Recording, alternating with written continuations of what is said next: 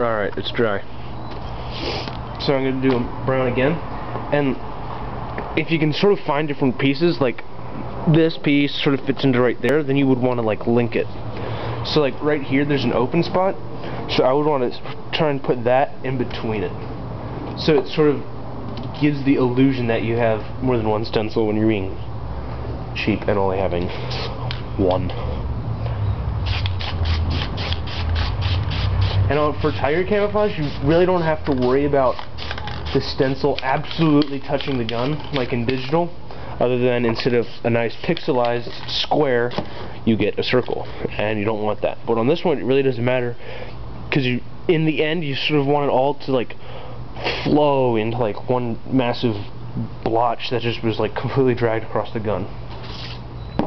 If that makes any sense. So now, instead of going back again, I'm going to flip the stencil upside down.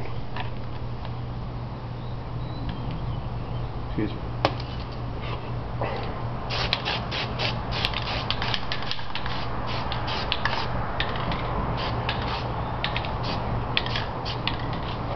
Okay. And most people skip this, but I think it actually looks really good. Is if you have the trigger guard and the trigger, try and paint over that, because you want everything to have at least one brown or black line going through it. You really want both brown and black, but if you can, it's fine if you don't. So what I'm going to do is I'm going to take this little sliver right here. I'm just going to go like that. Try and get as much paint onto the tip of the trigger. I know it's really hard to see, but I can. I'm sorry about the lighting. I have no control over that. It does it by itself. And so for the barrel, what I'm going to do is, you want to take something that if you have a straight line, like, really not straight, but you can sort of see it, is you want as many little like ups and downs and like hills and stuff, I'm talking about like that, to go across it, because for the barrel it's really hard to actually get a defined object on it because it's like half an inch thick. So what you want is you sort of just want to like have something where it like just goes by itself. So like right here, move the camera. Here's the barrel. And so what I'm going to do is I'm going to place it so it sort of gets like half. Like here's a whole bit of brown spot, brown spot, brown spot, green, green. I'm going to move it up a little bit, because what you're trying to do between all the colors.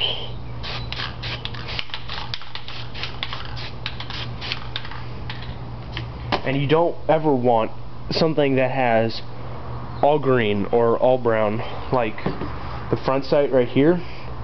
I'm sorry about that. My batteries in the camera sort of just completely screwed me over. Alright, so now we've done everything brown, and if you think there needs to be any more, like you have a little section like right here, there's brown and then there's nothing. So what I'm going to do is I'm just going to put the stencil over it, just like that. It doesn't really matter. So, well, I mean it does matter, but I'm just going to spray that. So now I have a little thing right there. Looks like I need a little more on this, so I'm just going to put it right there. There you go. So it looks about good for brown.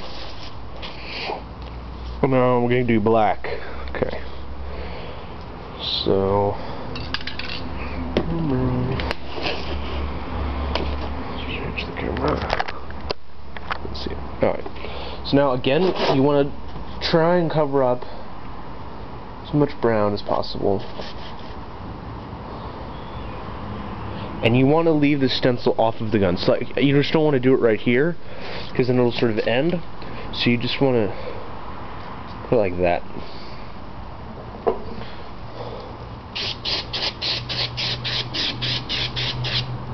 Okay. There's that part. And I'm not going to use the same part. I'm going to flip it upside down and use something from up here.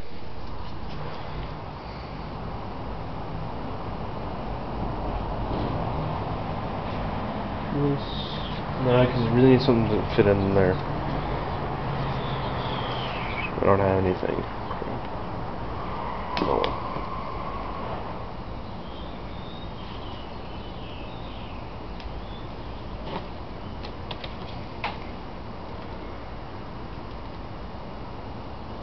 I'm breaking the rules, but alright, now for the shadow effect, I was talking about this earlier.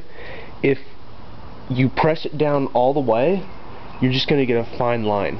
If you sort of leave it up a little bit, like you just sort of place it, so like right here, I don't want to press it down and spray paint it. You sort of just want to just like put it on top, because then you'll get like a shadowy little feel to it, because the paint will like go underneath the stencil a little bit and you'll sort of get like a mist around the edges. It's like right here. I don't know if you can see that really well, but I'll do a close-up when I'm finished. Flipping the stencil.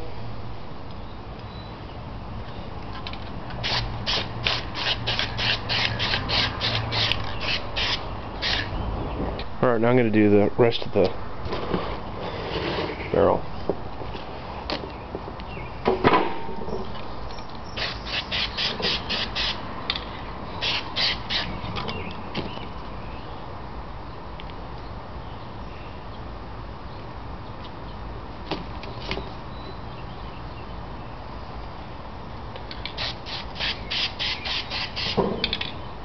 Alrighty, there's Tiger Camouflage. I'll go sit it out in the woods. And this one to me works the best. Alrighty, so I had to take the barrel piece out because it's got this ugly orange tip I put on it for a weird reason. Alright, so come over here.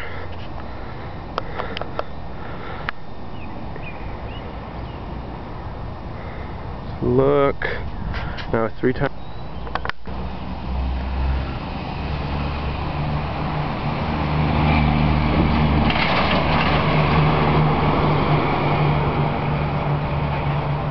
Alright, it is right here.